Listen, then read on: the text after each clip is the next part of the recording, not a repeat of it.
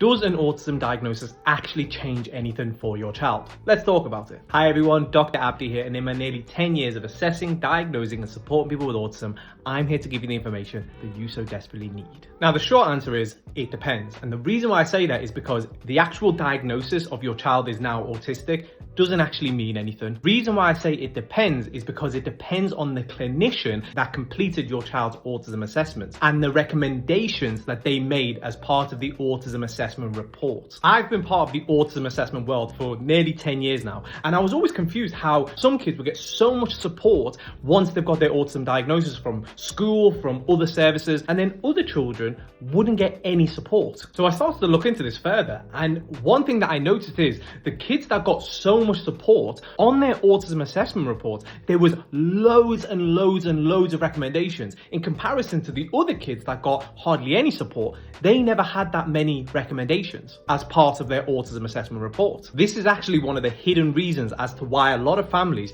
go private for their child's autism assessment. It's not because of the actual assessment or the diagnosis, it's for the recommendations that they get as part of that private autism assessment. I've seen it time and time again that I'll look at NHS reports and they might have maybe 3 or 4, maybe even 5 recommendations, whereas I'll look at other services and their autism assessment reports like CareGen, and they will have maybe 5, 6, even 7 pages full of recommendations. Things like the child needs to see a speech and language therapist because of X, Y, and Z. Things like the child definitely needs an EHC plan, and also behavioral strategies that school and other services can put into place to better support your child and to get the best out of your child in an academic setting. Now, couple that with the NHS now saying that if parents get a private assessment, they have to accept it because they don't have the capacity to see every single child for an autism assessment. You kind of see why families are going to other services to get their autism assessments, not because of the actual diagnosis,